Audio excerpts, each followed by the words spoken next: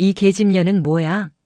당장 꺼져. 혹한기 중에 감찰 나온 아줌마를 텐트에서 쫓아내며 모욕하던 특전사 대대장이 그녀의 가슴에 달린 별 3개 3스타 계급장을 보고 그 자리에서 오줌을 지리는 참교육 이야기입니다. 여러분들은 지금 어디에서 어떤 일을 하시면서 청취하고 계신가요? 각자 댓글로 남겨주시면 감사드리겠습니다. 영상 시청하시기 이전에 구독과 좋아요 부탁드립니다. 저희에게 큰 힘이 됩니다. 강원도 철원군과 화천군의 경계에 솟아있는 접근산. 이곳의 겨울은 계절이 아니라 재난이었다. 해발 1000m가 넘는 고지대에서 불어닥치는 바람은 사람의 살가죽을 벗겨낼 듯 날카로웠다. 산맥을 타고 넘어온 북서풍이 계곡 사이를 휘몰아치며 짐승의 울음소리 같은 굉음을 냈다. 윙윙거리는 소리가 귓가를 때릴 때마다 병사들의 어깨가 움츠러들었다. 오후 3시였지만 하늘은 이미 잿빛이었다. 눈발이 수평으로 날리고 있었다. 위에서 아래로 내리는 눈이 아니라 바람을 타고 옆으로 꽂히는 얼음 칼날이었다. 그 하얀 지옥의 한복판을 검은색 베레모를 쓴 그림자들이 뚫고 지나가고 있었다. 대한민국 육군 특수전사령부 예하 제707 특수임무단. 국가 대테러 부대이자 최정예라 불리는 그들이었지만 자연의 압도적인 폭력 앞에서는 그저 나약한 인간일 뿐이었다. 대열의 선두에 선 강철민 상병은 입안에서 비릿한 피맛을 느꼈다. 건조한 공기에 입술이 터진 탓이었다. 내쉬는 숨은 순식간에 하얗게 얼어붙어 안면 마스크의 고드름으로 매달렸다. 속눈썹에 맺힌 성에가 눈을 찌를 때마다 그는 억지로 눈을 깜빡여 시야를 확보해야 했다. 30kg에 육박하는 군장이 어깨를 파고들었다. 눈은 무릎까지 쌓여 있었다. 한 걸음을 뗄 때마다 허벅지 근육이 비명을 질렀다. 스키를 이용한 전술 기동 훈련 중이었지만 경사가 너무 가팔라 스키를 짊어지고 아이젠의 의지에 암벽에 가까운 비탈을 올라야 했다. 전방주시. 고개 숙이지 마. 뒤따라오던 소대장 박중희가 쉰 목소리로 독려했다. 그의 목소리도 갈라져 있었다. 극한의 추위는 계급을 가리지 않고 공평하게 고통을 주었다. 강철민은 턱을 치켜들었다. 눈앞이 흐릿했다. 저체온증의 초기 증상이었다. 손가락 끝의 감각은 사라진 지 오래였고 발가락은 마치 남의 살덩어리를 전투화 안에 구겨 넣은 것처럼 이물감이 느껴졌다. 동상이다. 강철민은 직감했다. 이번 훈련이 끝나면 발가락 몇 개는 잘라내야 할지도 모른다. 하지만 멈출 수는 없었다. 멈추는 순간 낙오였고 707 부대에서 낙오는 죽음보다 더한 수치였다. 아니 수치를 떠나 생존의 문제였다. 여기서 퍼지면 얼어 죽는다. 그 처절한 행렬을 내려다보는 시선이 있었다. 행군 대열에서 50m 떨어진 임도. 제설 작업이 완벽하게 되어 있는 그 길 위에는 육중한 크기의 지휘용 전술 차량이 시동을 켠 채 정차해 있었다. 차량 배기구에서는 하얀 매연이 뿜어져 나와 공기 중에 흩어졌다. 지휘 차량 내부. 이곳은 바깥과는 전혀 다른 세상이었다. 히터가 빵빵하게 돌아가는 내부는 훈훈하다 못해 더울 지경이었다. 가죽 시트의 안락함. 은은하게 퍼지는 방향제 냄새. 그리고 코를 자극하는 달콤한 헤이즐넛 커피 향기. 마강수 중령은 반쯤 누운 자세로 창밖을 내다보고 있었다. 그의 손에는 유명 브랜드 로고가 박힌 텀블러가 들려 있었다. 그는 뜨거운 커피를 한 모금 들이켜고는 만족스러운 듯 입맛을 다셨다. 느려. 마강수가 혀를 찼다. 오늘 안으로 정상 찍고 수경지 편성해야 하는데 저 따위 속도로는 어림도 없어. 야 작전장교. 앞 좌석에 앉아 졸고 있던 작전장교가 화들짝 놀라며 뒤를 돌아봤다. 네 대대장님. 무전 때려. 선두 중대장한테 전해. 지금 장난하냐고. 산보 나왔냐고. 1시간 내로 7부 능선 돌파 못하면 전원 복귀해서 군기 교육대 보낸다고 해. 알겠어. 작전 장교의 얼굴에 난처한 기색이 스쳤다. 대대장님, 현재 기상 상황이 너무 안 좋습니다. 풍속이 초속 20m를 넘습니다. 게다가 적설량이 예상보다 많아 선두조가 길을 뚫는데 애를 먹고 있습니다. 무리하게 속도를 내다가는 부상자가 속출할 수 있습니다. 부상자. 마강수의 눈썹이 꿈틀거렸다. 그는 들고 있던 텀블러를 컵홀더에 거칠게 꽂아 넣었다. 쾅 소리가 좁은 차 안에 울렸다. 야, 이 새끼야. 전쟁 나면 눈 많이 왔다고 휴전할 거야. 적군이 바람 많이 분다고 총 안 쏘냐고. 특전사가 언제부터 그렇게 몸살이는 집단이 됐어. 나 때는 말이야 팬티 바람으로 얼음물 깨고 들어갔어. 요즘 놈들은 정신 상태가 글러먹었어. 마강수는 자신의 무용담을 늘어놓기 시작했다. 사실 그의 무용담 대부분은 과장되거나 날조된 것이었다. 그는 육군사관학교 출신이라는 배경과 탁월한 정치력으로 진급해온 인물이었다. 야전에서의 경험보다는 상급자의 비위를 맞추고 줄을 서는데 더 특화된 군인이었다. 그에게 병사는 전우가 아니라 자신의 진급을 위한 소모품이자 실적을 채우는 숫자에 불과했다.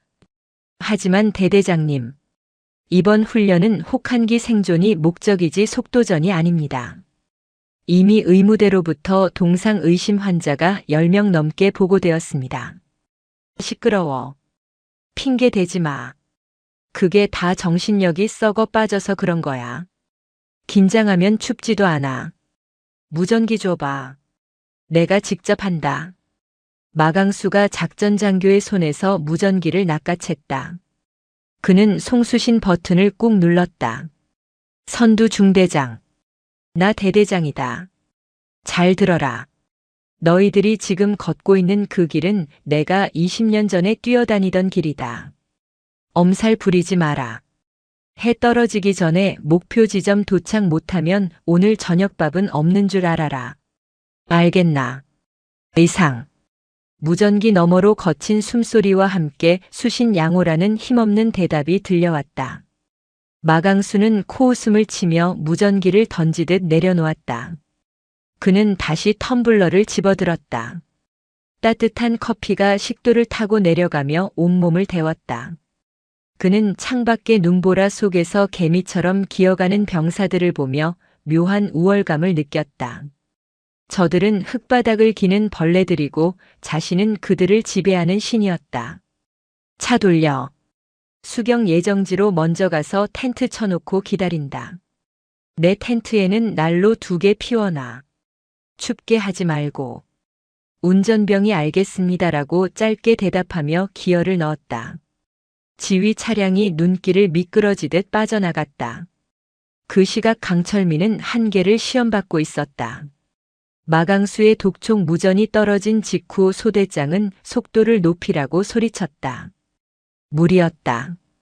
이미 체력은 바닥난 상태였다. 그때였다. 바로 앞서 가던 김일병의 몸이 휘청거리더니 옆으로 픽 쓰러졌다. 김일병. 강철민이 반사적으로 손을 뻗어 그의 군장을 잡았다. 묵직한 무게가 팔을 잡아당겼다. 다행히 벼랑 아래로 구르는 것은 막았지만 김일병은 일어날 줄을 몰랐다. 일어나. 여기서 자면 죽어. 강철민이 김일병의 뺨을 때렸다. 얼음장처럼 차가웠다. 김일병의 눈동자가 풀려 있었다. 의식이 흐릿해지고 있었다. 추워요. 너무 추워요. 김상병님. 저 좀 놔주세요. 졸려요. 헛소리하지 마. 눈 떠. 소란을 눈치챈 중대장이 다가왔다. 무슨 일이야? 김일병 상태가 안 좋습니다. 저체온증 같습니다. 후송해야 합니다. 중대장이 김일병의 상태를 살폈다. 심각했다. 입술은 보라색을 넘어 검푸른 색을 띠고 있었다. 통신병. 지휘 차량 호출해. 환자 발생이다. 중대장이 다급하게 외쳤다. 그러나 무전기 너머로 돌아온 마강수의 대답은 절망적이었다. 환자. 또 환자야. 꾀병 부리지 말라고 해. 거기서 차 돌릴 곳 없어. 나고자는 버리고 간다. 알아서 기어오라고 해. 정 못 걷겠으면 굴러서라도 오라고 해. 훈련 끝나고 영창 보낼 거니까 각오하고. 무전 내용을 들은 중대장의 얼굴이 일그러졌다. 강철민은 주먹을 꽉 쥐었다. 이가 갈렸다. 사람이 죽어가는데 꾀병이라니. 영창이라니. 저게 지휘관이 할 소리인가. 제가 업고 가겠습니다. 강철민이 말했다. 미쳤어. 내 군장만 해도 30킬로야. 여기서 사람을 업고 어떻게 가. 버리고 갈 수는 없습니다. 제 후임입니다. 강철민은 대답 대신 김일병의 팔을 자신의 목에 걸었다. 그리고 이를 악물고 일어섰다. 무릎 관절이 뚝 소리를 내며 비명을 질렀다. 뼈가 으스러지는 고통이 밀려왔지만 그는 한 발을 내디뎠다. 눈물이 핑 돌았다. 추위 때문인지 분노 때문인지 알 수 없었다. 그렇게 1시간쯤 지났을까? 눈보라가 잠시 잦아든 틈을 타시아가 트였다. 저 멀리 임도 한쪽에 낯선 인형이 보였다. 병사도 아니고 간부도 아닌 것 같았다. 낡은 국방색 방한복 상하의를 입고 두꺼운 고글과 마스크로 얼굴을 완전히 가린 사람이었다. 체구는 작았다. 어깨에 맨 배낭도 군용이 아닌 민수용 등산 배낭처럼 보였다. 그 사람은 눈길 한가운데 서서 힘겹게 올라오는 특전사 대원들을 빤히 쳐다보고 있었다. 강철민은 김일병을 부축하느라 숨이 턱까지 차올라 그를 신경 쓸 겨를이 없었다. 그런데 그 낯선 사람이 강철민 쪽으로 다가왔다. 눈을 밟는 발소리가 이상할 정도로 가벼웠다. 무릎까지 빠지는 눈길을 걷는데도 전혀 힘겨워 보이지 않았다. 마치 눈 위를 걷는 것이 아니라 평지를 걷는 듯한 걸음걸이였다. 상태가 안 좋아 보이는군. 고글과 마스크 뒤에서 들려온 목소리는 차분하고 낮았다. 여성의 목소리였다. 강철민은 멈칫했다. 민간인인가? 아니, 이 험한 접근산 통제구역에 민간인이 들어올 리가 없었다. 누구십니까? 이곳은 작전지역입니다. 민간인은 출입할 수 없습니다. 강철민이 헐떡이며 경고했다. 여자는 대답 대신 장갑을 낀 손으로 김일병의 목덜미를 만져보았다. 맥박이 약해. 심부 체온이 32도 밑으로 떨어졌어. 이대로면 쇼크가 온다. 눕혀. 네. 눕히라고. 당장. 명령조였다. 거부할 수 없는 위압감이 목소리에 실려 있었다.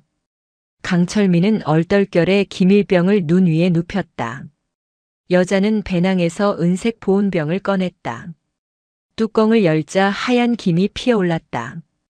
그녀는 김일병의 상체를 일으켜 세우고는 따뜻한 물을 조금씩 입에 흘려넣었다.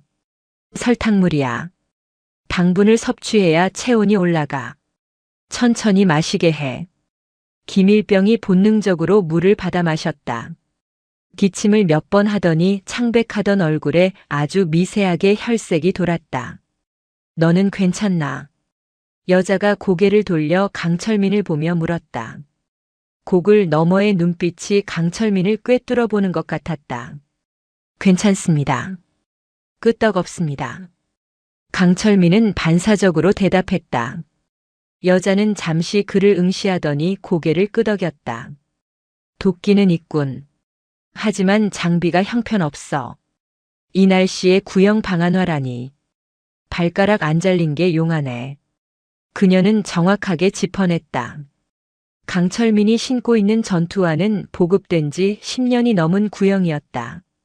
신형 방한화가 보급되었다는 뉴스는 봤지만 정작 부대 창고에는 구경도 할 수 없었다.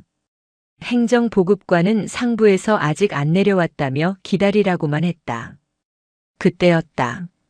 부릉부릉. 거친 엔진 소리와 함께 지휘 차량이 후진해서 다가왔다. 대대장 마강수가 수경지로 가다가 낯선 사람을 보고 차를 돌린 모양이었다. 창문이 내려가고 마강수의 짜증 섞인 얼굴이 드러났다. 야, 거기 너. 뭐 하는 놈이야? 민간인이 여기 왜 들어와 있어? 통제 구역인 거 몰라. 마강수가 여자에게 삿대질을 하며 소리쳤다. 여자는 천천히 몸을 돌려 마강수를 바라봤다. 그녀는 전혀 위축되지 않았다. 오히려 그녀의 자세는 꼿꼿했다.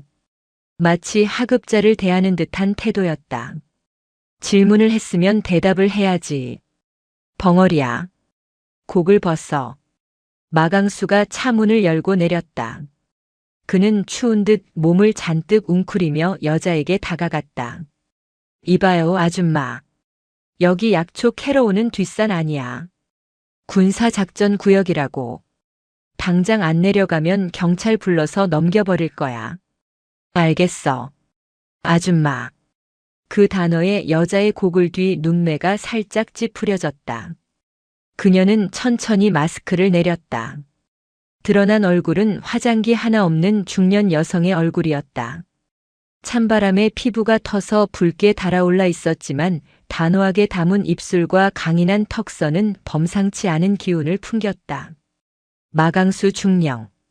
그녀가 마강수의 이름을 불렀다. 명찰을 본 것이 아니었다. 그녀는 이미 그를 알고 있었다. 내 이름은 어떻게 알아? 당신 뭐야? 마강수가 당황하며 물었다. 병사들 꼴이 말이 아니군. 동상 환자를 방치하고 낙오시킨다는 게 707 부대의 지휘 방침인가? 그녀는 마강수의 질문을 무시하고 되물었다. 그녀의 시선은 눈밭에 쓰러져 있는 김일병과 그를 감싸고 있는 강철민에게 머물렀다. 그리고 강철민의 낡아 빠진 전투화를 스치듯 보았다. 이 여자가 진짜. 야, 작전장교. 뭐해? 헌병대 불러. 간첩일지도 모르니까 당장 끌어내. 마강수가 고함을 질렀다. 그는 여자의 태도가 마음에 들지 않았다. 감히 민간인 주제에, 그것도 여자가 신성한 훈련장에 들어와서 지휘관인 자신을 훈계하려 드는 꼴을 참을 수 없었다. 그의 머릿속에는 여군이나 여자는 전투 현장에 방해만 되는 존재라는 인식이 박혀 있었다. 여자가 한숨을 쉬듯 짧게 숨을 내뱉었다. 하얀 입김이 흩어졌다. 사람을 겉모습으로 판단하는 버릇은 여전하군. 마중령. 자네가 소령 때도 그러더니. 사람은 쉽게 안 변해. 뭐? 당신 나를 알아. 알다마다. 아주 잘 알지. 여자는 다시 마스크를 올렸다. 내려가라고 했나? 그럴 순 없지. 내가 볼 일이 좀 있어서 말이야. 감찰 업무 참관인 자격으로 왔다고 해두지. 감찰 참관인. 웃기고 있네. 국방부에서 나온 아줌마라도 되는 모양인데 여기는 현장 지휘관인 내 구역이야. 장관 할아버지가 와도 내 허락 없으면 못 들어와. 썩 꺼져. 마강수는 그녀를 밀치려 손을 뻗었다. 그 순간이었다. 탁. 여자가 마강수의 손목을 가볍게 쳐냈다. 마강수의 눈이 휘둥그레졌다. 분명 가벼운 손짓이었는데 손목이 부러질 듯한 충격이 전해졌다. 그녀는 미동도 하지 않았다. 손버릇 조심해. 군복 입고 민간인에게 손찌검하면 옷 벗어야 할 텐데. 여자는 차갑게 쏘아붙이고는 강철민에게 시선을 돌렸다. 병사. 부축해서 내 뒤를 따라와. 내가 길을 뚫어주지. 네. 알겠습니다. 강철민은 홀린 듯 대답했다. 이 여자가 누군지는 모르겠지만 마강수 앞에서도 전혀 기죽지 않는 모습에 압도되었다. 무엇보다 그녀에게서는 믿음직스러운 냄새가 났다. 마강수의 역겨운 헤이즐넛 커피 냄새가 아니라 진짜 군인의 땀 냄새와 화약 냄새 같은 것이. 여자는 뒤도 돌아보지 않고 앞장서 걸었다. 눈보라가 다시 거세졌다. 마강수는 멍하니 서서 멀어지는 그녀의 뒷모습을 보며 욕설을 퍼부었다. 미친년이. 두고 봐라. 헌병 때 오면 아주 박살을 내주마. 그는 분을 사귀지 못하고 발로 눈을 걷어찼다. 하지만 그의 마음 한구석에는 알 수 없는 불안감이 싹트기 시작했다. 저 눈빛. 어디선가 본 적이 있는 눈빛이었다. 아주 오래전 자신이 가장 두려워했던 누군가의 눈빛. 하지만 기억이 나지 않았다. 적근 산에 해가 저물고 있었다. 어둠과 함께 진짜 추위가 몰려오고 있었다. 그리고 그 어둠 속에서 붉은 별을 가슴에 품은 여자가 조용히 칼을 갈고 있었다. 이것은 사냥의 시작이었다. 부패하고 썩어빠진 지휘관을 향한 단 한 명의 사냥. 강철민은 기밀병을 업고 그녀가 밟고 지나간 발자국을 따라 걸었다. 신기하게도 그녀가 지나간 자리는 눈이 다져져 있어 걷기가 훨씬 수월했다. 그녀는 마치 산신령처럼 길을 만들며 걷고 있었다. 강철민은 그녀의 등에서 눈을 뗄 수 없었다. 낡은 배낭 위로 쌓이는 눈조차 그녀를 피해가는 것 같았다. 오늘 밤, 이 하얀 무덤 같은 산에서 무슨 일이 일어날 것만 같은 예감이 들었다. 해가 떨어지자 접근 산의 온도는 수직으로 곤두박질 쳤다. 오후 5시. 이미 사방은 칠흑 같은 어둠에 잠겼다. 헤드랜턴 불빛만이 눈보라 속에서 위태롭게 흔들렸다. 바람 소리는 더욱 거세져 마치 수천 마리의 늑대가 울부짖는 듯 했다. 체감 온도는 영하 45도. 가만히 서 있으면 혈관 속의 피가 슬러시처럼 변하는 것이 느껴질 정도였다. 수경지 도착. 병사들은 거의 기어가다시피 하여 지정된 장소에 도착했다. 그들은 배낭을 내려놓을 힘조차 없었다. 하지만 쉴 수 없었다. 지금 당장 잘 곳을 만들지 않으면 내일 아침에는 차가운 시신으로 발견될 것이 뻔했다. 텐트 쳐. 빨리 움직여.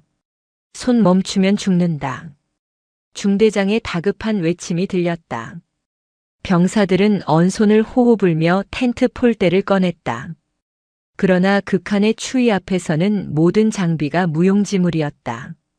알루미늄 폴대는 얼어붙어 펴지지 않았고 무리하게 힘을 주자 뚝 하고 부러져 나갔다.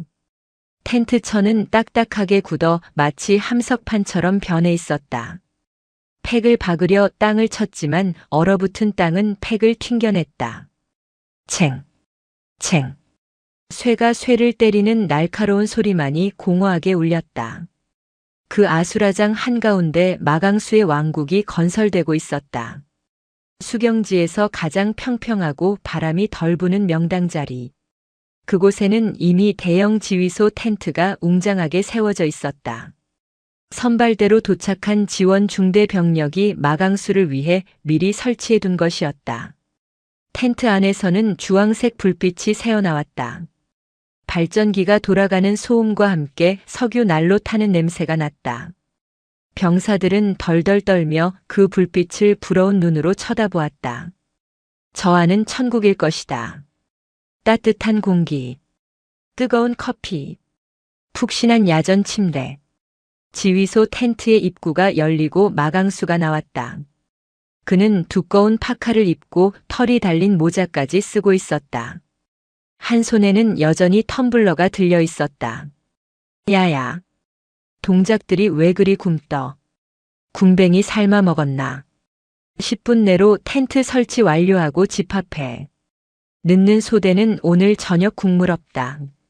마강수가 소리쳤다. 그는 병사들이 폴대가 부러져 쩔쩔매는 모습을 보고 혀를 찼다. 장비 관리 상태하고는 저거 다 너희 월급에서 깐다. 알았어. 그때였다. 삽 줘봐. 나직하지만 단단한 목소리가 들렸다. 국화란이었다. 그녀는 기밀병을 눈 위에 눕혀놓고 강철민에게 손을 내밀었다. 네. 강철민은 얼떨결에 야전 삽을 건넸다. 땅을 파려고 하지 마. 이 날씨에 땅을 파는 건 에너지만 낭비하는 짓이야. 눈을 이용해라. 국화라는 능숙한 동작으로 눈을 파내기 시작했다. 그녀는 땅바닥을 긁는 것이 아니라 쌓인 눈을 직사각형 형태로 단단하게 다지며 벽을 쌓아 올렸다. 이글루와 참호의 장점을 합친 형태였다. 그녀의 손놀림은 기계처럼 정확하고 빨랐다. 삽질 한 번에 눈이 벽돌처럼 다져졌다. 눈은 최고의 단열재다. 텐트를 치려고 끙끙대지 말고 눈 구덩이를 파고 그 위에 텐트 천을 덮어라. 바람을 막고 체온을 가두는 게 우선이다. 그녀는 순식간에 두 사람이 들어갈 만한 공간을 만들어냈다. 그리고 바닥에 마른 나뭇가지와 판초 우위를 깔아 냉기를 차단했다. 들어가. 그녀의 지시에 강철민은 기밀병을 데리고 눈 구덩이 안으로 들어갔다. 놀랍게도 바람 소리가 뚝 끊겼다. 사방이 눈으로 막혀 있어 아늑하기까지 했다. 바깥보다 적어도 5도 이상은 따뜻하게 느껴졌다. 대단하십니다. 강철민이 감탄하며 말했다. 주변에 있던 다른 병사들도 국화란의 방식을 따라 눈을 파기 시작했다. 부러진 폴대를 부여잡고 씨름하는 것보다 훨씬 효율적이었다. 뭐 하는 짓들이야? 마강수의 고함이 찬물을 끼얹었다. 그가 성큼성큼 다가와 병사들이 만들어 놓은 눈벽을 군화발로 걷어찼다. 와르르. 눈벽이 무너져 내렸다. 멀쩡한 텐트 놔두고 거지들처럼 땅을 파. 여기가 무슨 유민 수용소야. 각 잡고 텐트 쳐. 군인은 각이 생명이야. 어디서 근본 없는 짓거리를 배워와서. 마강수는 국화란을 노려보았다. 이봐요, 아줌마. 당신이 애들 물들이고 있지 지금. 헌병대 오기 전까지 얌전히 있으라고 했을 텐데. 왜 남의 부대 훈련을 망치고 있어? 국화란은 무너진 눈벽을 담담하게 바라보다가 마강수와 눈을 마주쳤다. 망치는 건 내가 아니라 자네야. 마중령. 지금 풍속이 초속 25m다. 이 바람에 어형 텐트를 치라고 하는 건 텐트를 연으로 날려보내겠다는 소리지. 야전 교범에도 혹한기에는 설동을 구축하라고 나와 있다. 교범도 안 읽어봤나? 교범. 웃기고 있네. 야전은 실전이야. 교범 따질 시간에 정신력으로 버텨. 그리고 당신. 민간인이 군사용어 쓰지 마. 기분 나쁘니까. 마강수는 코웃음을 쳤다. 그는 병사들을 향해 소리 질렀다. 뭐해? 다시 텐트 쳐. 눈 파는 새끼는 내가 직접 영창 보낸다. 실시.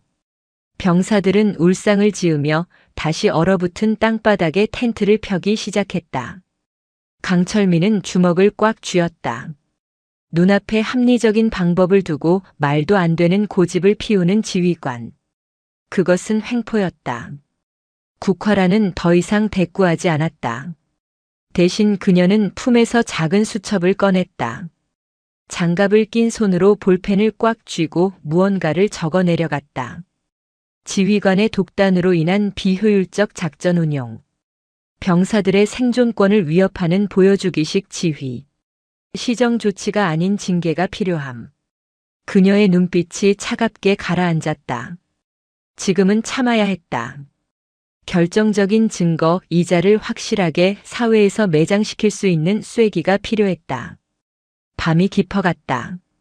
병사들은 찢어진 텐트 천을 붙잡고 추위와 사투를 벌였다. 텐트 안으로 칼바람이 숭숭 들어왔다. 그들은 서로의 체온에 의지에 웅크리고 떨었다. 반면 지휘소 텐트 안에서는 웃음소리가 새어나왔다. 하하. 김소령. 한 잔 받아. 추운데 고생이 많아. 감사합니다. 대대장님 덕분에 따뜻하게 보냅니다.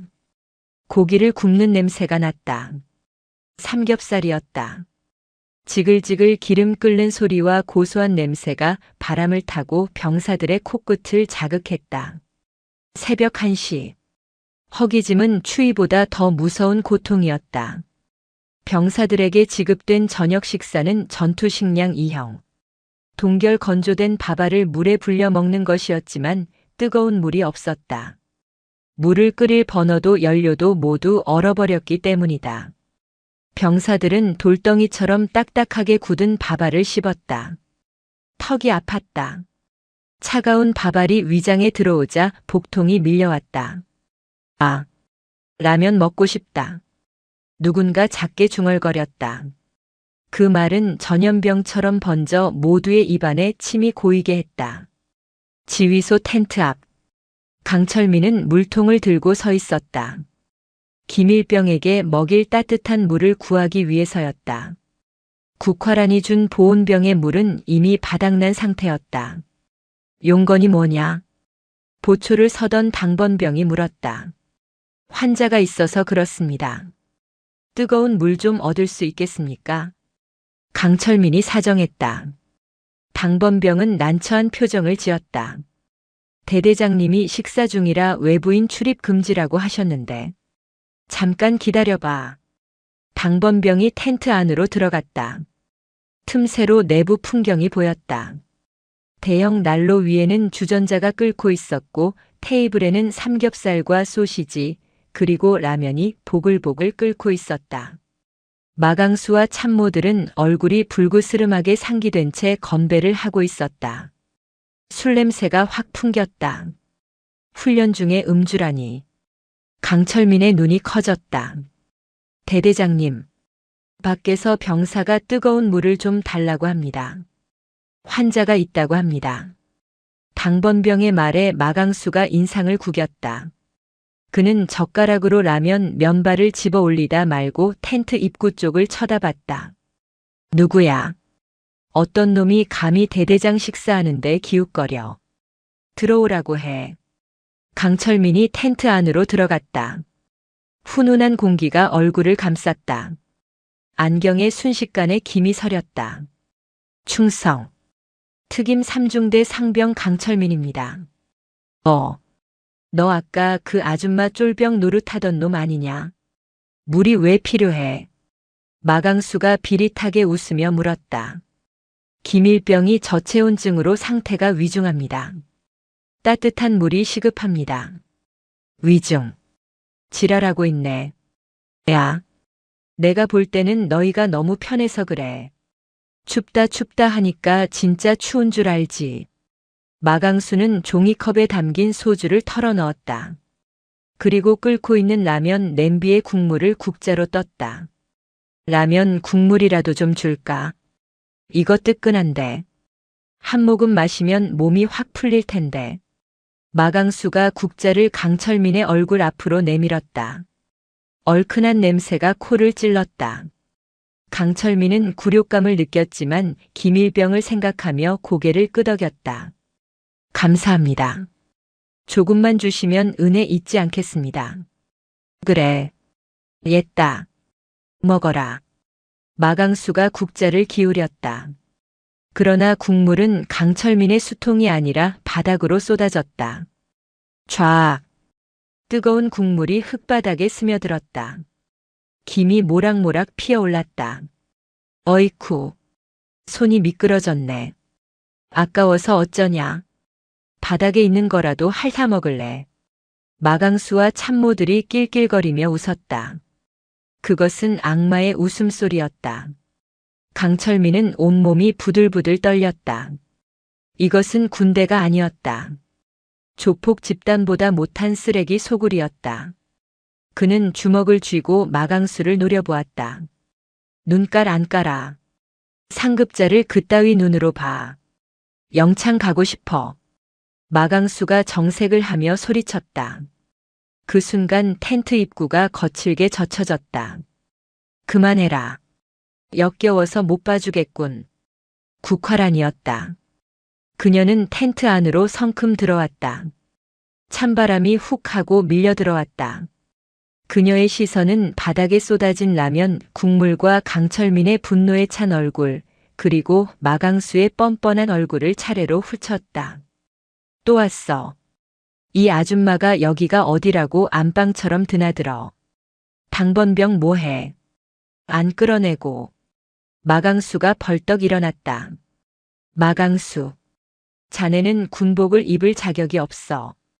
병사들은 밖에서 얼음밥을 씹고 있는데 지휘관이라는 작자가 술판을 벌여. 그리고 병사에게 먹을 걸로 장난을 쳐. 내가 그러고도 장교야. 국화란의 목소리는 낮았지만 천둥처럼 텐트 안을 울렸다. 뭐라고? 이 여자가 돌았나? 야, 다들 뭐해? 이 여자 당장 잡아. 포박해. 첩자가 분명해. 군사 기밀을 빼내려고 온 거야. 참모들이 쭈뼛거리며 일어났다. 작전 장교가 국화란의 팔을 잡으려 했다. 국화란의 팔꿈치가 작전 장교의 명치를 정확하게 가격했다. 억소리도 내지 못하고 작전 장교가 바닥에 고꾸라졌다. 순식간에 벌어진 일이었다. 텐트 안이 정적에 휩싸였다. 몸에 손대지 말라고 경고했을 텐데. 국화란은 쓰러진 작전 장교를 거들떠보지도 않고 마강수에게 다가갔다. 그녀는 테이블 위에 놓인 소주병을 집어들었다. 이건 증거물로 압수하지. 훈련 중 음주. 군 형법 위반이다. 너 뭐야? 정체가 뭐야? 특수부대 출신이야. 마강수가 뒷걸음질 쳤다. 방금 보여준 무술 실력은 일반인의 것이 아니었다. 강상병. 국화란이 강철민을 불렀다. 네. 난로 위에 주전자 챙겨. 그리고 여기 있는 라면 박스들, 소시지 전부 챙겨서 나가. 밖에 있는 병사들에게 나눠줘. 하지만 대대장님 물건입니다. 상관없어. 전시에는 현장 지휘관의 판단에 따라 물자를 징발할 수 있다. 지금 이 텐트 안의 최고 지휘관은 나다. 국화란의 말에 묘한 힘이 실려 있었다. 강철민은 자신도 모르게 알겠습니다라고 대답하고 주전자와 박스를 챙겼다. 참모들은 국화란의 기세에 눌려 감히 막을 생각도 하지 못했다. 가져가라고. 도둑질이야 이거.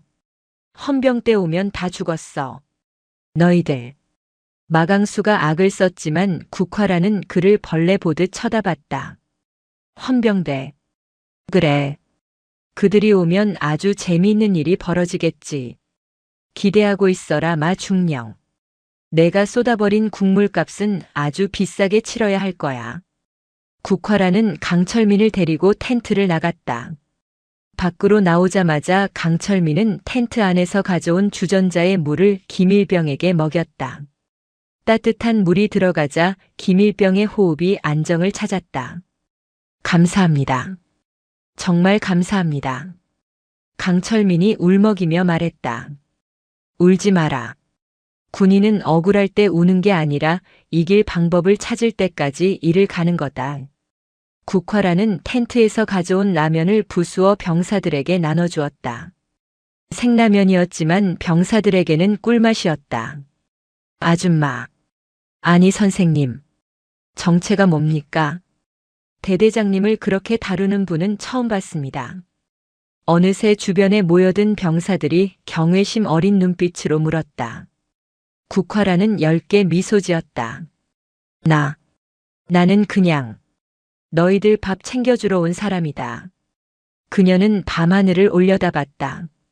눈보라가 더욱 거세지고 있었다. 무전기 안테나가 심하게 흔들렸다. 폭설이 심해진다.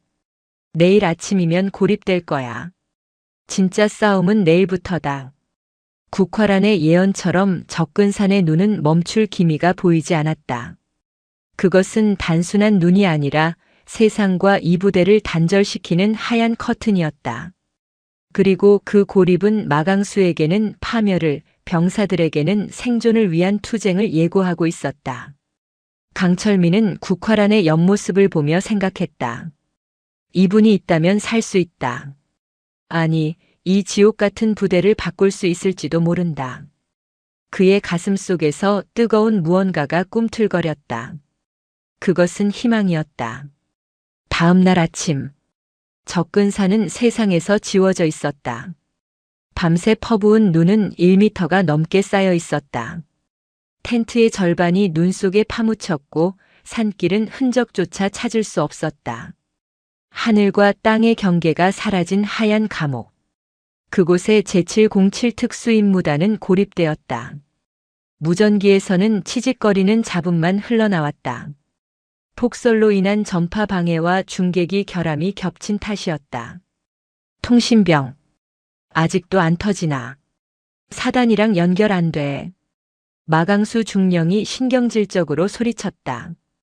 그는 밤새 추위에 떨었다. 난로의 연료가 바닥을 보이고 있었기 때문이다.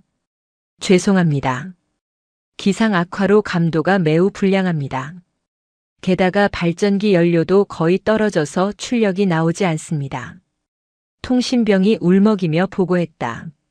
마강수의 눈이 뱀처럼 번들거렸다. 연료가 없으면 구해와야지. 왜 멍하니 있어? 밖에 세워둔 수송 차량들 기름 빼와. 하지만 대대장님, 수송 차량 연료를 빼면 나중에 하산할 때 문제가 생길 수 있습니다. 그리고 지금 박근 시야 확보가 안 돼서 작업을 하다가 병력이 실종될 위험이 있습니다. 작전 장교가 만류했다.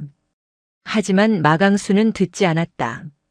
그에게 중요한 것은 당장 자신의 텐트를 데울 난로와 커피를 끓일 물이었다. 시끄러워. 내가 춥다잖아. 지휘관이 얼어 죽으면 누가 지휘해. 당장 기름 뽑아와. 안 그러면 내 놈들 군복 벗길 줄 알아. 결국 병사들이 눈보라 속으로 내몰렸다.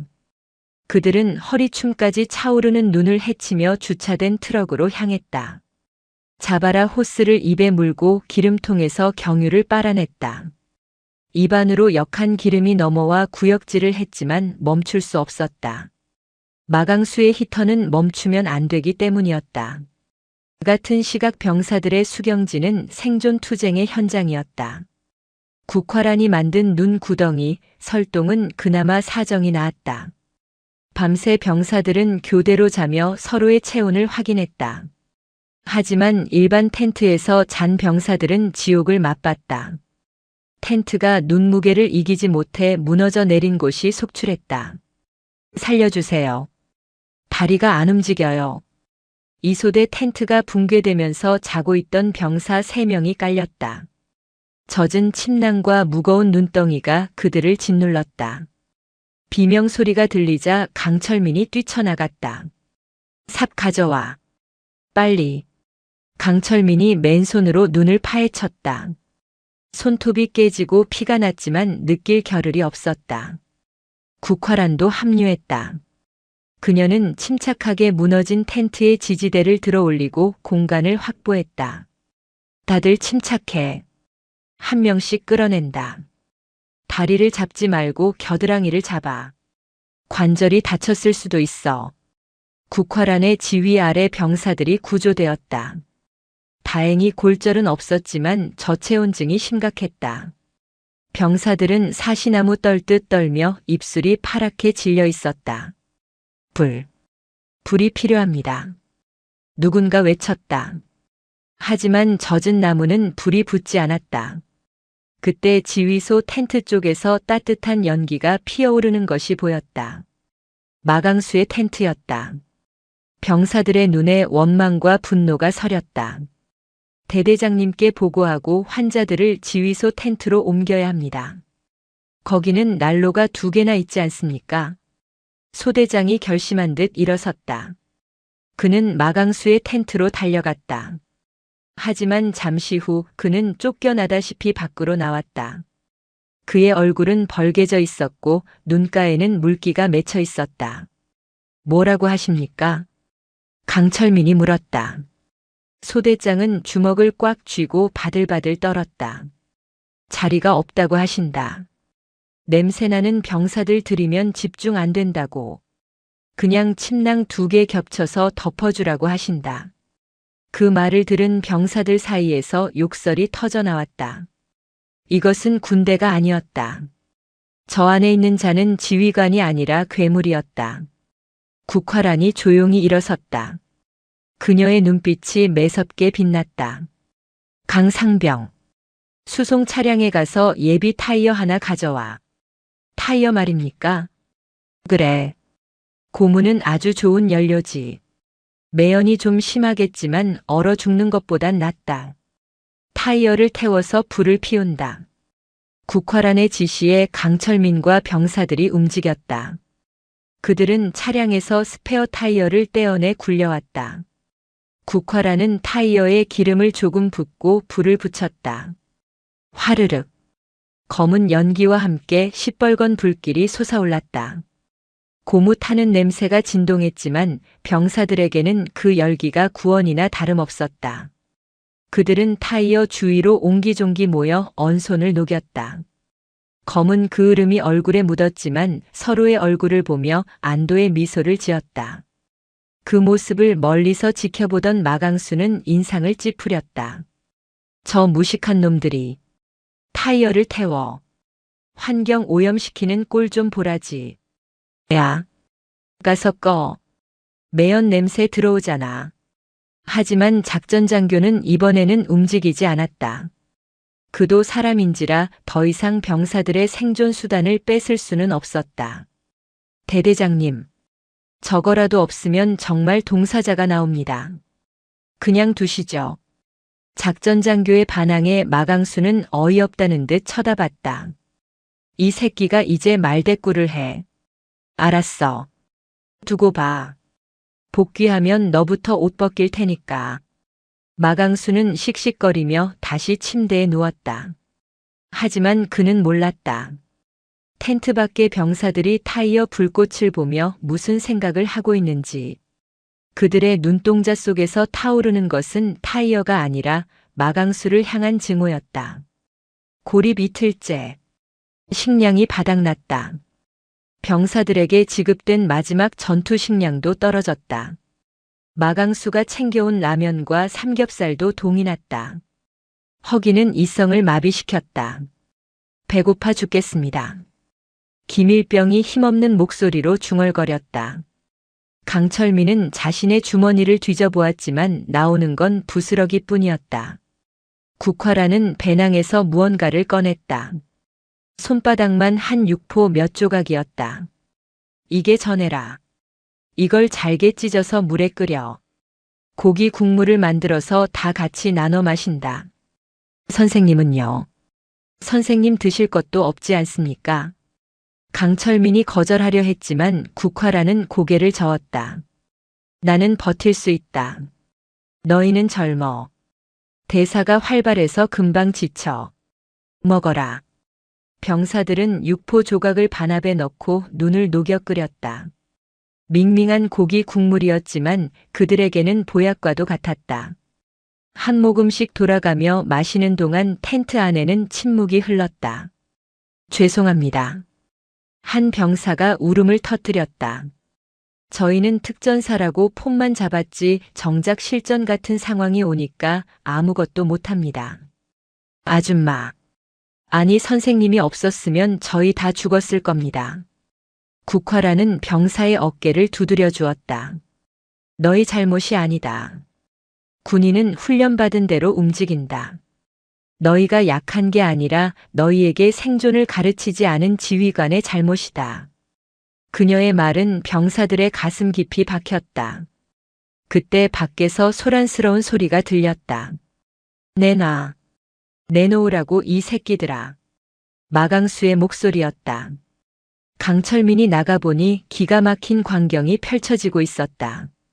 마강수가 병사들이 아껴둔 비상용 초코바를 뺏으려 하고 있었다. 대대장님, 이건 이소대 막내가 저 혈당이 와서 챙겨둔 겁니다. 제발 이러지 마십시오. 소대장이 마강수의 바짓가랑이를 잡고 애원했다. 이거나. 대대장이 배고픈데 사병놈이 초코바를 처먹어. 내가 살아야 너희도 사는 거야. 계급장 안 보여. 마강수는 소대장을 발로 걷어차고 초코바를 뺏어들었다. 그는 포장지를 뜯어 한 입에 털어 넣으려 했다. 그 순간 국화란의 손이 마강수의 팔목을 낚아챘다. 뱉어. 국화란의 목소리는 지옥에서 올라온 것처럼 서늘했다. 이거 안 놔. 이 여자가 미쳤나. 뱉으라고 했다. 그건 병사의 목숨이다. 국화란이 소나귀에 힘을 주자 마강수의 비명과 함께 손이 펴졌다. 초코바가 눈 위로 떨어졌다. 국화란은 재빨리 초코바를 주워 소대장에게 건넸다. 먹여. 빨리. 마강수는 분을 참지 못하고 씩씩거렸다. 너 정말 죽고 싶어. 감찰 참관인이고 나발이고 여기서 쥐도 새도 모르게 죽여버릴 수도 있어. 여기는 내 부대야. 내 왕국이라고. 마강수가 허리춤에 찬 권총에 손을 댔다. 주변의 공기가 얼어붙었다. 병사들이 숨을 죽였다. 국화란은 눈 하나 깜짝하지 않고 마강수에게 한 걸음 다가갔다. 쏴봐. 쏠 수 있으면 쏴. 하지만 방아쇠를 당기는 순간 내 인생도 끝이라는 걸 명심해. 그리고 나는 내가 총을 뽑기도 전에 내 팔을 부러뜨릴 수 있어. 국화란의 기세에 마강수는 주춤했다. 그는 본능적으로 느꼈다. 이 여자는 빈말을 하는 게 아니다. 진짜다. 두고 보자. 날씨만 풀리면 가만 안 둔다. 마강수는 욕설을 내뱉으며 자신의 텐트로 도망쳤다. 찌질하고 비겁한 뒷모습이었다. 강철민은 국화란을 보며 물었다. 선생님, 도대체 왜 이렇게까지 저희를 도와주시는 겁니까? 그냥 보고만 계셔도 되지 않습니까? 국화란은 눈 덮인 적근산을 바라보며 말했다. 빚이 있어서다. 빚이라니요. 오래전 내 부하들이 이런 눈 속에서 죽었다.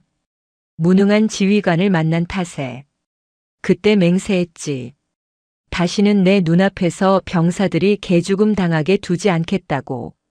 군복 입은 자가 가장 두려워해야 할 것은 적군이 아니라 추위와 배고픔에 떨고 있는 내 부하들의 눈동자라는 걸. 저자는 그걸 몰라. 강철민은 전율했다. 그녀에게서 진짜 군인의 향기를 맡았다. 그는 결심했다. 이 사람이라면 믿을 수 있다. 자신이 품고 있던 시한폭탄을 꺼낼 때가 되었다. 고립 3일째 밤. 폭설이 조금 잦아들었지만 여전히 구조대는 오지 않았다. 마강수는 이제 이성을 완전히 상실한 상태였다. 그는 텐트 안에서 혼잣말을 중얼거리며 장부들을 태워 난로의 불쏘시개로 쓰고 있었다.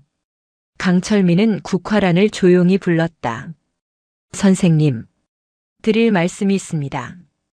아무도 없는 곳에서 뵙고 싶습니다. 국화란은 강철민의 눈빛이 달라진 것을 감지했다. 두 사람은 수경지에서 조금 떨어진 나무 아래로 갔다. 강철민은 품 안 깊숙한 곳에서 방수팩에 쌓인 작은 물건을 꺼냈다. 손바닥만 한 검은색 수첩과 소형 저장 장치였다. 이게 뭡니까? 국화란이 물었다. 제3대대 비밀 회계 장부와 부식비 횡령 내역이 담긴 파일입니다. 그리고 지난번 훈련 때 발생한 총기 오발 사고 은폐 기록도 들어 있습니다. 강철민의 손이 떨리고 있었다. 이것은 마강수의 목숨줄이자 강철민 자신의 군 생활을 건 도박이었다. 이걸 왜 가지고 있지? 행정반 선임이 전역하면서 저에게 맡겼습니다. 마강수 중령이 부대 운영비를 빼돌려 도박 자금으로 쓰고 있다는 걸 알았습니다. 병사들에게 지급되어야 할 방한 장비 예산도 다 그쪽으로 흘러들어갔습니다. 그래서 저희가 이 구형 전투화를 신고 있는 겁니다. 강철민의 목소리에 분노가 서렸다. 신고하고 싶었습니다. 하지만 무서웠습니다. 계란으로 바위치기라고 생각했습니다. 마강수 중령은 군단 장님과도 친분이 있다고 들었습니다. 제가 찔러봤자 저만 다치고 끝날 것 같았습니다. 그는 국화란의 눈을 똑바로 쳐다봤다. 하지만 선생님을 보고 용기를 냈습니다. 선생님이라면 이 썩어 빠진 부대를, 아니 저 악마 같은 놈을 심판해 주실 수 있을 것 같았습니다. 도와주십시오. 국화란은 장부를 받아들었다. 플래시를 비춰 내용을 훑어보았다. 가관이었다. 병사들 식비, 난방비, 장비 교체 비용을 교묘하게 빼돌려 자신의 유흥비로 탕진한 내역이 빼곡했다. 수천만 원, 아니 수억 원에 달했다. 이건 단순한 비리가 아니야. 살인 행위다. 이 돈이면 너희들 전원에게 신형 발열 조끼와 방한화를 지급하고도 남았어. 김일병이 저체온증으로 쓰러진 것도 너희가 동상에 걸린 것도 다 이 도둑질 때문이야. 국화란의 손에 힘이 들어갔다. 수첩이 구겨졌다. 강철민 상병. 두렵지 않나. 내부 고발자가 겪어야 할 고통은 상상 이상이다. 배신자라는 낙인이 찍힐 수도 있어. 두렵습니다. 하지만 제 후임들이 그리고 제가 사랑하는 이 부대가 저런 쓰레기 밑에서 망가지는 게 더 두렵습니다. 책임지겠습니다. 처벌받아야 한다면 받겠습니다. 강철민은 경례를 붙였다. 눈물이 그렁그렁했지만 자세는 흐트러짐이 없었다. 국화라는 미소 지었다. 처음으로 보여주는 따뜻한 미소였다. 그녀는 강철민의 경례를 받아주었다. 훌륭하다. 강철민 상병. 자네 같은 군인이 있기에 대한민국 육군은 아직 희망이 있는 거야. 걱정 마라. 자네는 다치지 않는다. 내 계급장을 걸고 약속하지. 썩은 살은 내가 도려낸다. 국화라는 수첩과 저장 장치를 자신의 안주머니에 넣었다. 내일 아침이면 날이 갠다. 헬기가 뜰 거야. 그때가 저자의 제삿날이다. 다음 날 새벽. 거짓말처럼 눈이 그쳤다. 파란 하늘이 드러나고 멀리서 프로펠러 소리가 들려왔다. 두두두두. 구조 헬기가 아닌 육군 기동 헬기 수리온의 소리였다. 마강수는 텐트 밖으로 뛰쳐나왔다. 왔다. 살았다. 야. 짐 챙겨. 구조대 왔다. 그는 병사들은 안중에도 없이 제일 먼저 뛰어나가 손을 흔들었다. 헬기가 굉음을 내며 설원 위에 착륙했다. 바람이 눈보라를 일으켰다. 헬기 문이 열리고 군인들이 쏟아져 나왔다. 그런데 그들의 복장이 심상치 않았다. 구조대원 복장이 아니라 검은색 헌병 헬멧과 완장을 차고 있었다. 육군 중앙수사단 소속 헌병들이었다. 헌병이 왜? 마강수가 멈칫했다. 헌병대 장교가 마강수 앞으로 다가왔다. 제707 특수임무단 대대장 마강수 중령 맞습니까? 네. 맞습니다만. 구조하러 온 거 아닙니까? 그때 마강수의 뒤에서 국화란이 걸어 나왔다. 그녀는 밤새 입고 있던 낡은 방한복의 지퍼를 내렸다. 그 안에 입고 있던 전투복의 칼라에서 은색으로 빛나는 계급장이 햇빛을 받아 번쩍였다. 별이 하나, 둘, 셋. 중장이었다. 마강수의 눈이 튀어나올 듯 커졌다. 턱이 빠질 듯 벌어졌다. 다리에 힘이 풀려 주저앉을 뻔했다. 중장. 3스타. 그는 자신의 눈을 의심했다. 저 거짓골을 한 아줌마가 며칠 동안 자신에게 모욕을 당하고 텐트도 없이 눈 구덩이에서 잤던 그 여자가 육군 중장이라니. 국화라는 헌병대 장교에게 고개를 끄덕였다. 마강수 중령을 긴급 체포해. 혐의는 업무상 횡령, 직권 남용, 특수 가혹 행위, 그리고 군용물 절도다. 증거는 여기 있다. 국화란이 안주머니에서 강철민이 준 수첩을 꺼내 흔들었다. 아닙니다. 오해입니다. 장군님. 아니 실장님. 제가 설명하겠습니다. 마강수가 기어가서 국화란의 바지를 잡으려 했다. 손 치워. 국화란이 차갑게 일갈했다. 내 놈의 변명은 군사법정에서 들어주마. 하지만 기대하지 마라. 내가 직접 검찰단에 지시해서 내 죄를 뼈와 살이 분리될 때까지 파헤칠 테니까. 끌고 가. 헌병들이 마강수의 양팔을 결박했다. 은팔찌가 채워졌다. 마강수는 돼지멱다는 소리를 지르며 끌려갔다. 이건 음모야. 강철민. 내 이놈. 내가 감히 나를 찔러. 너도 죽을 줄 알아. 마강수가 악을 쓰며 강철민을 노려봤지만 국화란이 가로막았다. 그 입 닥쳐라. 이 병사는 영웅이다. 내 놈 따위가 감히 쳐다볼 수 없는 진짜 군인이다. 헬기가 마강수를 태우고 떠났다. 설원에는 정적이 흘렀다. 병사들은 멍하니 국화란을 바라보았다. 그들의 눈에는 믿을 수 없는 광경에 대한 충격과 마침내 구조되었다는 안도감, 그리고 악마가 사라진 것에 대한 환희가 뒤섞여 있었다. 국화란은 병사들을 향해 돌아섰다. 제707 특수임무단. 고생 많았다. 이제 집으로 가자. 병사들 사이에서 함성이 터져 나왔다. 와!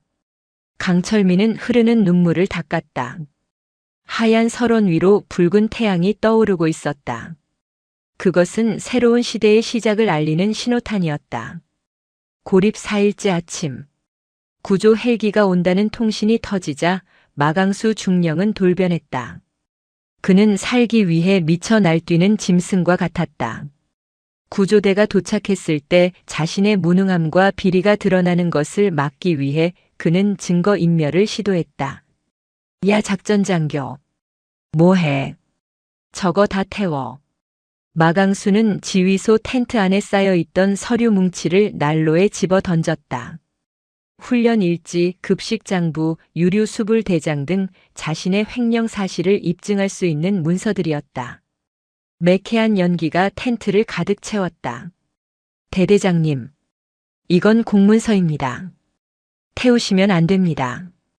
작전장교가 말렸지만 마강수는 그의 정강이를 걷어찼다. 시끄러워. 어차피 전산에 다 남아있다고 둘러대면 그만이야. 종이는 사라져야 해. 깨끗하게 치워. 마강수의 눈은 공포와 광기로 번들거렸다. 그는 텐트 밖으로 나가 병사들을 집합시켰다. 영하 20도의 추위 속에서 병사들은 오들오들 떨며 연병장에 모였다.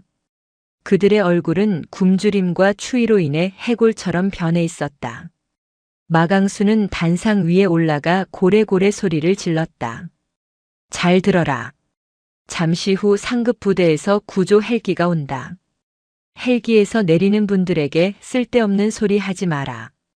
밥을 못 먹었다느니 텐트가 추웠다느니 징징거리는 소리 하면 내가 가만 안 둔다. 우리는 혹한기 훈련을 아주 훌륭하게 완수한 거다. 알겠나? 그는 병사들의 입을 막으려 했다. 협박이었다. 특히 환자들. 기밀병 너. 아프다고 엄살 부리지 마. 멀쩡하게 걸어. 만약 헬기 앞에서 쓰러지는 척이라도 하면 내군 생활은 끝장날 줄 알아라. 마강수는 기밀병을 손가락질하며 으름장을 놓았다. 강철민은 주먹을 꽉 쥐었다. 저 인간은 끝까지 반성이라는 걸 모르는구나. 그때 대열 뒤편에서 국화란이 걸어 나왔다. 그녀는 여전히 낡은 방한복 차림이었지만 그 기세는 마강수를 압도했다. 추잡하군.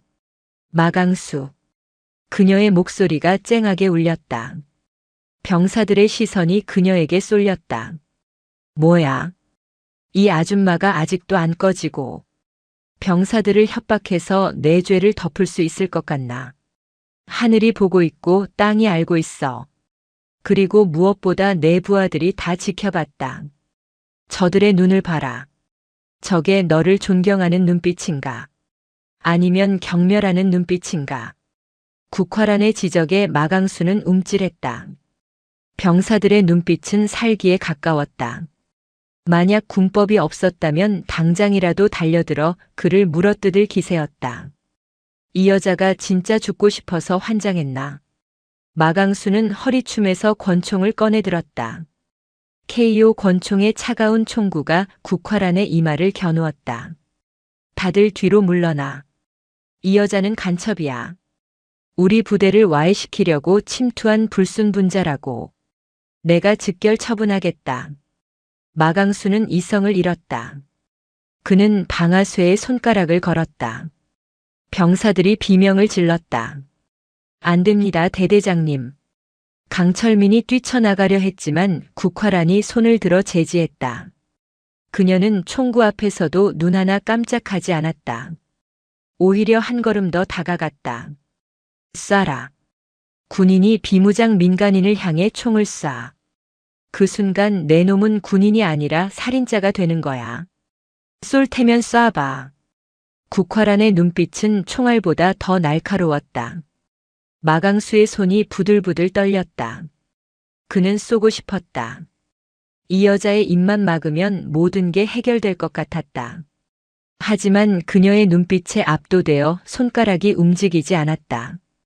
그것은 본능적인 공포였다. 상위 포식자 앞에서 하위 포식자가 느끼는 원초적인 두려움. 두두두두두두. 그때였다. 하늘을 찢는 듯한 굉음이 들려왔다. 산등성이 너머로 거대한 그림자가 나타났다. 수리온 헬기 세대가 편대를 이루어 접근하고 있었다. 바람이 휘몰아치며 눈보라를 일으켰다. 마강수는 슬그머니 총을 내렸다. 두고 보자. 헌병대한테 넘겨서 아주 콩밥을 먹여주마. 그는 총을 집어넣고 옷매무새를 다듬었다. 헬기가 착륙하려고 하자 그는 가장 먼저 달려나가 수신호를 보냈다. 자신이 이 부대의 지휘관임을 과시하려는 몸짓이었다. 하지만 그는 몰랐다. 저 헬기에 타고 있는 사람들이 누구인지, 그리고 그들이 왜 왔는지. 헬기의 로터 바람이 접근산의 눈을 사방으로 날려보냈다. 가장 선두에 있던 헬기가 연병장 한가운데 착륙했다. 검은색 도장이 위압적인 지휘용 헬기였다. 마강수는 헬기 문으로 달려가 거수 경례를 할 준비를 했다. 충성. 제707 특수임무단 대대장 중령 마강수. 훈련 무사히 마쳤습니다. 그는 목청껏 소리쳤다. 헬기 문이 열렸다. 가장 먼저 내린 것은 완전 무장을 한 헌병들이었다. 그들은 내리자마자 일사불란하게 움직여 마강수와 지휘부 텐트 주변을 포위했다. 총구는 밖이 아니라 안쪽, 즉 마강수를 향해 있었다. 자네들 뭐 하는 건가? 총구가 왜 이래? 마강수가 당황하며 뒷걸음질 쳤다. 이어 헬기에서 한 장교가 내렸다. 육군 본부 헌병감이었다. 계급은 준장. 별 하나였다. 마강수는 깜짝 놀라 경례를 했다. 충성. 헌병감님께서 직접 오시다니 영광입니다. 하지만 헌병감은 마강수의 경례를 받지 않았다. 그는 마강수를 투명 인간 취급하며 지나쳤다. 그의 시선은 병사들 뒤쪽에 서 있는 낡은 방한복을 입은 작은 체구의 여성에게 고정되어 있었다. 헌병감은 뚜벅뚜벅 걸어가 국화란 앞에 섰다. 그리고 절도 있게 거수 경례를 올렸다. 충성. 육군본부 헌병감 준장 박진수. 감찰실장님의 호출을 받고 출동했습니다. 순간 정적이 흘렀다. 마강수의 입이 떡 벌어졌다. 병사들도 강철민도 숨을 멈췄다. 감찰실장. 육군본부 감찰실장은 중장, 즉 3스타 보직이었다. 국화란은 천천히 고글과 마스크를 벗었다. 그리고 지퍼를 내려 낡은 방한복을 벗어 던졌다. 그녀의 몸에는 티끌 하나 없이 다려진 어급 전투복이 입혀져 있었다. 어깨와 가슴 그리고 모자에 박힌 계급장이 겨울 햇살을 받아 찬란하게 빛났다. 별. 세 개의 은색 별이 묵직한 위용을 뽐내고 있었다. 쉬어. 국화란이 짧게 명령했다. 헌병감이 자세를 풀었다. 마강수는 자신의 눈을 비볐다. 헛것이 보이는 게 분명했다. 저 아줌마가, 저 꼬장꼬장한 여자가 중장이라고. 육군에서 손에 꼽히는 고위 장성이라고. 마강수 중령. 국화란이 나직하게 불렀다. 하지만 그 목소리는 확성기보다 더 크게 마강수의 고막을 때렸다. 마강수는 말이 나오지 않았다. 다리에 힘이 풀려 그 자리에 털썩 주저앉았다. 오줌을 지린 탓에 바지 가랑이가 축축하게 젖어 들어갔다. 이리로 와. 국화란이 손가락 하나를 까딱였다. 마강수는 네 발로 기어서 그녀 앞으로 갔다. 그는 땅바닥에 머리를 쳐박았다. 자, 장군님. 죽을 죄를 지었습니다. 몰라 뵀습니다. 한 번만 살려주십시오. 비굴함의 극치였다. 방금 전까지 병사들에게 총을 겨누던 위세는 온데간데 없었다. 국화란은 차가운 눈으로 그를 내려다봤다. 고개 들어. 마강수가 덜덜 떨며 고개를 들었다. 눈물과 콧물로 범벅이 된 얼굴이었다. 나를 몰라본 건 죄가 아니다. 계급장이 없으면 못 알아보는 게 당연하지. 하지만 국화란의 목소리가 높아졌다. 추위와 배고픔에 떠는 병사들을 외면한 건 죄다.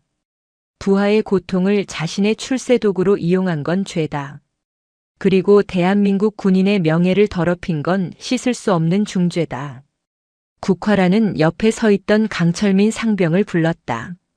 강상병, 이자에게 내가 가져온 것을 보여줘라. 강철민은 당당하게 앞으로 나섰다.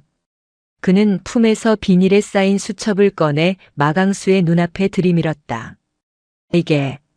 이게 왜? 마강수의 눈동자가 흔들렸다. 내가 태우려고 했던 건 껍데기뿐이다. 진짜 장부는 여기 있다. 내가 횡령한 3억 2천만 원. 도박 사이트에 입금한 내역. 그리고 지난번 훈련 때 다친 병사를 강제로 의가사 제대시키고 입마금한 기록까지.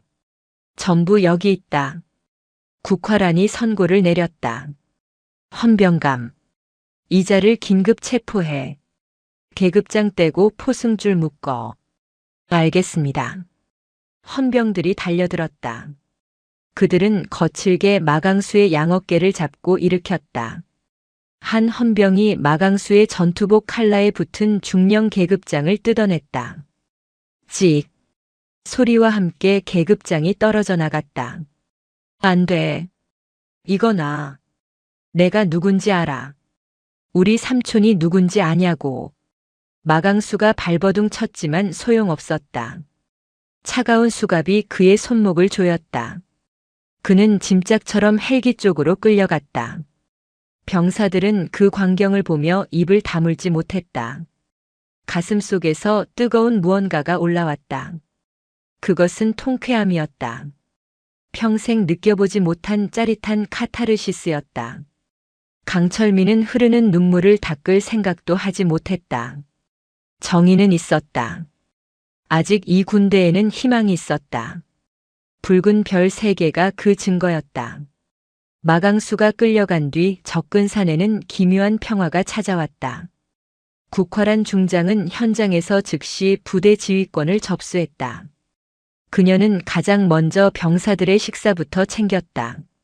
전 병력 식사 집합, 간부 식당 개방해, 창고에 있는 부식 전부 꺼내. 오늘 점심은 특식이다. 헬기로 공수된 따뜻한 도시락과 부대 창고에 쟁여져 있던 마강수가 숨겨둔 고기와 과일들이 병사들 앞에 차려졌다. 김이 모락모락 나는 흰 쌀밥, 얼큰한 육개장, 갓 구운 제육볶음. 병사들은 허겁지겁 숟가락을 놀렸다. 밥을 먹으며 우는 병사들도 있었다. 천천히 먹어. 체한다. 밥은 많다.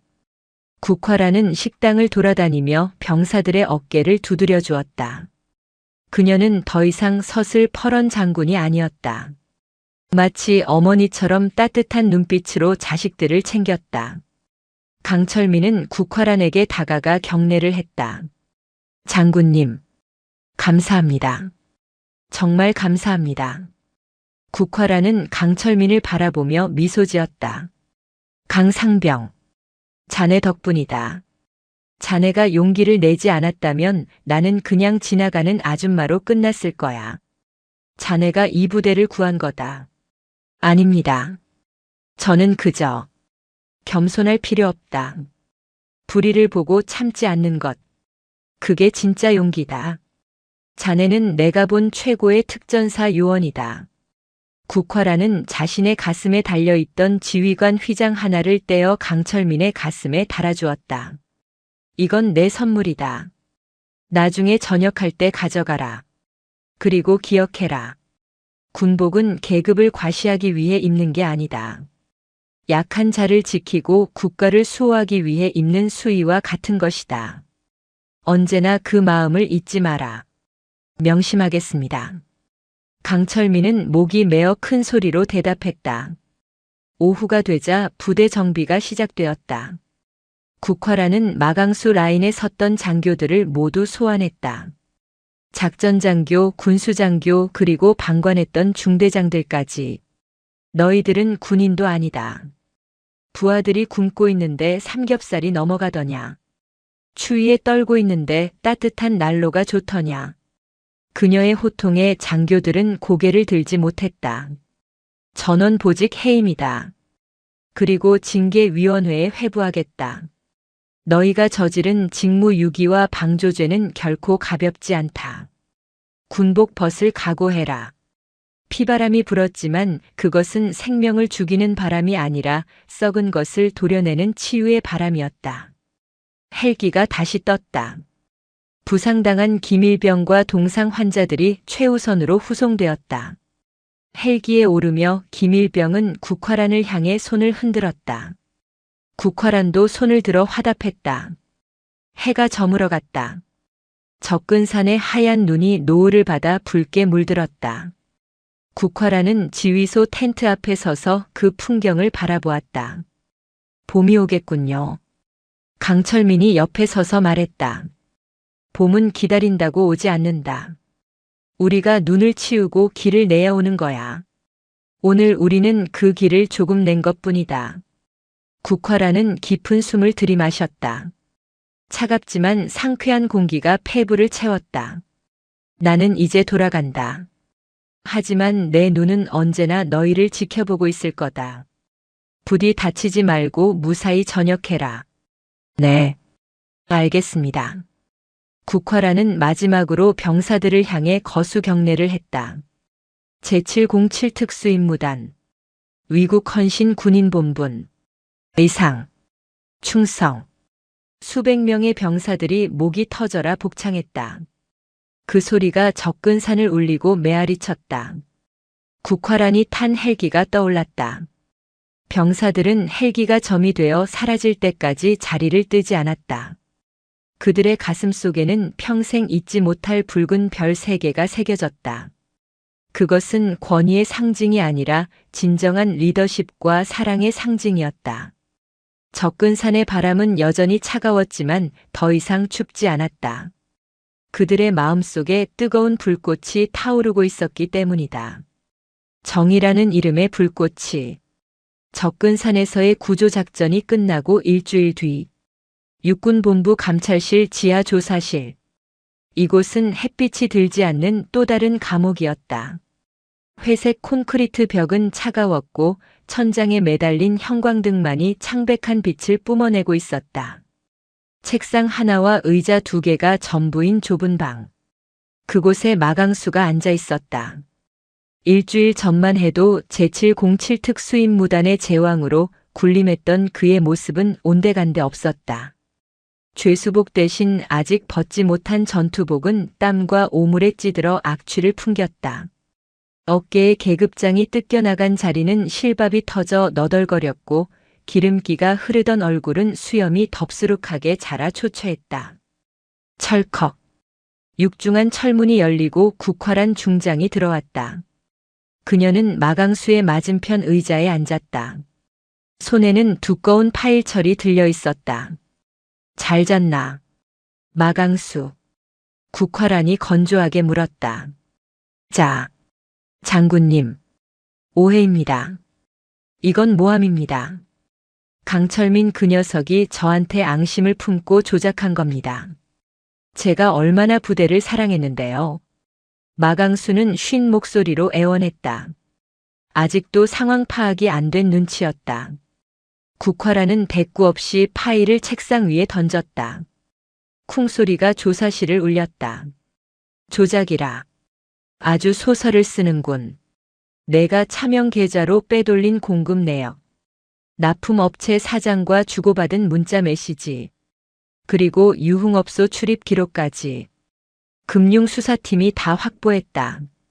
특히 강철민 상병이 제출한 장부와 내가 태우려다 실패한 서류 조각들이 아주 완벽하게 일치하더군. 국화란이 파일 하나를 펼쳤다. 방하나 납품 비리.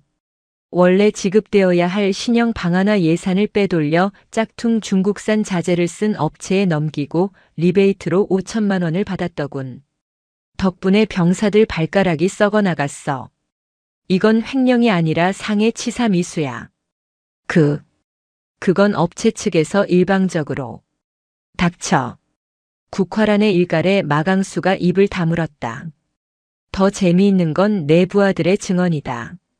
작전장교 김소령, 군수과장 박대위.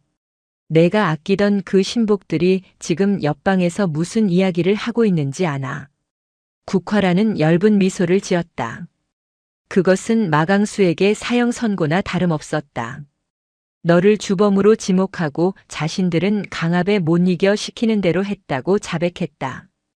내가 도박 자금을 마련하라고 협박했다고 하더군. 내가 믿었던 나인. 그게 이렇게 얄팍한 거야. 마강수의 얼굴이 흑빛으로 변했다. 믿었던 부하들의 배신. 아니, 그것은 예견된 일이었다. 이익으로 뭉친 관계는 이익이 사라지면 깨지기 마련이었다. 제발 옷만 벗게 해주십시오. 연금이라도 타게 해주십시오. 저 처자식이 있습니다. 마강수가 책상 위로 엎드려 빌었다. 처자식 있는 놈이 남의 집 귀한 자식들을 짐승 취급해. 내 연금은 이미 국고로 환수 조치 들어갔다. 너는 불명예 전역이 아니라 파면이다. 그리고 군 교도소에서 아주 긴 시간을 보내게 될 거야. 최소 15년은 예상해라. 국화란은 자리에서 일어났다. 아직 안 끝났다. 내가 망가뜨린 부대. 내가 다시 세워놓을 때까지 내 눈에 띄지 마라. 역겨우니까. 국화란이 조사실을 나갔다. 등 뒤로 마강수의 절규가 들려왔지만 그녀는 뒤돌아보지 않았다. 밖으로 나오자 헌병대장이 대기하고 있었다. 나머지 관련자들은 어떻게 합니까? 전원 구속 수사해. 꼬리 자르기란 없다. 마강수에게 동조했던 중대장들, 묵인했던 주임원사까지 썩은 살은 남김없이 도려낸다. 그게 병사들에 대한 예의다. 국화란의 지시는 단호했다. 그날 밤 제707 특수임무단 관사에는 헌병대의 사이렌 소리가 끊이지 않았다. 줄줄이 연행되는 간부들의 모습은 뉴스 속보로 타전되었고 대한민국 군 전체가 발칵 뒤집혔다. 그것은 공포였지만 동시에 정화의 신호탄이었다.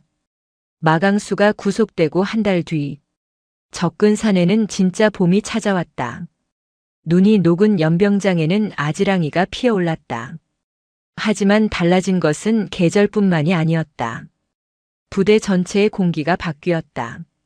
국화란은 후임 대대장이 부임할 때까지 직접 부대를 지휘했다. 그녀는 사령관 집무실이 아닌 병사식당과 생활관에서 더 많은 시간을 보냈다. 점심시간. 병사식당은 활기가 넘쳤다. 예전처럼 쉰내 나는 짬밥이 아니었다. 윤기가 흐르는 쌀밥과 고기가 듬뿍 들어간 김치찌개. 그리고 신선한 과일이 식판을 채웠다. 많이 먹어라. 더 필요한 사람 손들어. 급양관이 웃으며 배식했다. 예전에는 재료를 빼돌리느라 급급했던 그였지만 국화란의 감찰 이후 사람이 달라졌다. 아니, 정확히는 국화란이 직접 주방 위생과 식자재 입고 검사를 매일 아침 실시했기 때문이다. 강철민은 식판을 비우고 만족스러운 표정으로 일어섰다. 그의 발에는 새카만 신형 방한화가 신겨져 있었다. 가볍고 따뜻했다. 더 이상 발가락이 시리지 않았다. 강 상병님, 요즘 훈련 할 맛 나지 않습니까? 후임이 웃으며 물었다. 그래. 이게 군대지. 오후 일과 시간, 사격 훈련장에서는 총성이 울렸다. 과거 마강수 시절에는 탄피 잃어버릴까봐 사격 훈련을 축소하고 빗자루 질만 시켰었다. 하지만 국화라는 달랐다. 특수부대가 총을 안 쏘면 그게 보이스카우트지 군대냐. 탄약 아끼지 마. 명중률 90% 나올 때까지 쏜다. 국화라는 직접 사격 통제관으로 나섰다. 그녀는 50이 넘은 나이에도 불구하고 K1 소총으로 250m 표적을 100, 800중으로 맞췄다. 병사들은 입을 다물지 못했다. 지휘관이 먼저 보여줘야 병사들이 따른다. 나보다 못 쏘는 간부는 지휘할 자격 없다. 그녀의 말에 장교들은 밤새워 사격 연습을 해야 했다. 훈련의 강도는 마강수 때보다 훨씬 높았다. 하지만 아무도 불평하지 않았다. 그 훈련이 보여주기식이 아니라 진짜 생존을 위한 것임을 알았기 때문이다. 쉴 때는 확실히 쉬게 해주고 먹을 때는 배 터지게 먹여주었기에 병사들의 사기는 하늘을 찔렀다. 어느 날 저녁, 국화란이 강철민을 불렀다. 강상병, 나와서 걷자. 두 사람은 부대 뒷길을 걸었다. 산바람이 시원했다. 저 다음 주에 떠난다. 신임 대대장이 정해졌어. 국화란의 말에 강철민의 가슴이 철렁했다. 벌써 가십니까? 더 계시면 안 됩니까? 장군님 가시면 또 예전으로 돌아갈까봐 겁납니다. 국화란은 껄껄 웃었다. 걱정 마라. 새로 오는 대대장은 내 후배다. 아주 독종이지. 나보다 더하면 더했지 덜하진 않을 거야. 그리고 무엇보다 국화란이 멈춰서서 강철민을 바라봤다. 너희가 변했잖아. 부당한 명령에 침묵하지 않는 용기를 배웠잖아. 시스템은 사람이 만드는 거다. 너희가 눈을 부릅뜨고 있는 한 마강수 같은 놈은 다시는 발을 붙이지 못해. 국화란은 주머니에서 작은 상자를 꺼냈다. 이건 선물이다. 상자 안에는 고급 만년필이 들어있었다. 전역하고 복학한다고 했지. 공부 열심히 해라. 그리고 나중에 사회에 나가서도 리더가 되거든 이 펜으로 결제할 때마다 생각해라. 이 서명 하나가 누군가의 밥그릇을, 누군가의 목숨을 좌우할 수도 있다는 걸. 강철민은 만년필을 두 손으로 꼭 쥐었다. 차가운 금속의 감촉이 뜨겁게 느껴졌다. 감사합니다. 평생 간직하겠습니다. 그래. 너는 내 자랑이다. 국화란이 강철민의 어깨를 꽉 쥐었다. 그녀의 손은 거칠었지만 따뜻했다. 그것은 어머니의 손길이자 스승의 손길이었다. 시간은 흘러 5년이 지났다. 서울의 한 대형 컨벤션 센터. 국제안보 포럼이 열리고 있었다. 수많은 군 관계자와 내외신 기자들이 모여 있었다. 단상에는 육군 참모총장이 된 국화란 대장이 서 있었다. 그녀는 대한민국 창군 이래 최초의 여성 참모총장이었다. 그녀의 가슴에는 4개의 별이 빛나고 있었다. 강한 군대는 최신 무기에서 나오는 것이 아닙니다. 병사 한 사람 한 사람을 귀하게 여기는 마음. 전우를 위해 목숨을 걸 수 있는 신뢰. 그것이 진정한 국방력입니다. 그녀의 연설이 끝나자 기립박수가 쏟아졌다. 연설이 끝나고 리셉션장. 국화란은 수많은 사람에게 둘러싸여 인사를 나누고 있었다. 그때 멀끔한 정장 차림의 청년이 그녀에게 다가왔다. 충성. 육군 예비역 병장 강철민. 총장님께 인사드립니다.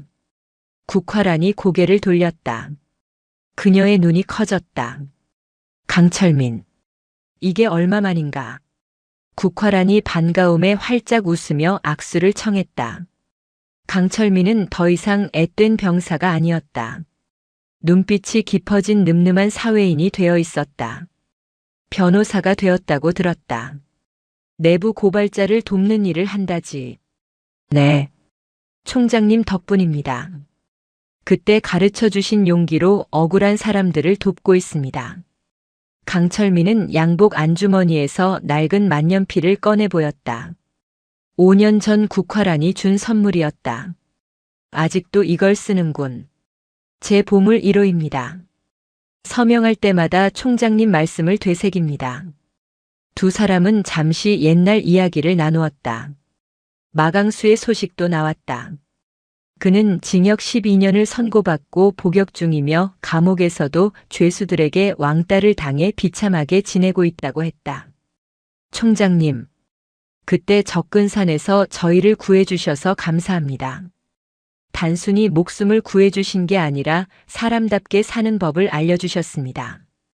강철민의 진심 어린 고백에 국화란의 눈가가 촉촉해졌다. 아니야. 나를 구한 건 자네들이다. 자네들의 그 맑은 눈빛이 나를 부끄럽지 않은 군인으로 살게 했어. 그때 수행비서가 다가와 다음 일정을 알렸다. 가봐야겠군. 언제 밥 한번 먹자. 내가 사지. 삼겹살 말고 아주 비싼 걸로. 국화란이 윙크를 했다. 강철민은 웃음을 터뜨렸다. 국화란이 행사장을 빠져나가는 뒷모습을 강철민은 오랫동안 지켜보았다. 그녀의 어깨는 여전히 당당했고 걸음걸이는 힘찼다. 그녀가 지나가는 자리마다 사람들이 길을 비켜주었다. 그것은 권력에 대한 두려움이 아니라 진정한 리더에 대한 존경의 표시였다. 강철민은 창밖을 바라보았다. 서울의 밤하늘에 별이 하나 떠 있었다. 유난히 붉고 밝게 빛나는 별이었다. 그는 속으로 중얼거렸다. 저 별이 있는 한 대한민국의 겨울은 춥지 않을 겁니다. 강철민은 옷깃을 여미고 거리로 나섰다. 찬바람이 불었지만 그의 가슴은 뜨거웠다. 그에게는 지켜야 할 신념이 있었고 따라야 할 별이 있었기 때문이다. 황병산이든 적근산이든 세상 어느 곳에 혹한이 닥쳐도 붉은 별은 그곳을 비출 것이다. 정의가 살아있는 한 봄은 반드시 온다는 것을 증명하며. 영상이 유익하셨다면 구독과 좋아요, 댓글까지 부탁드리겠습니다.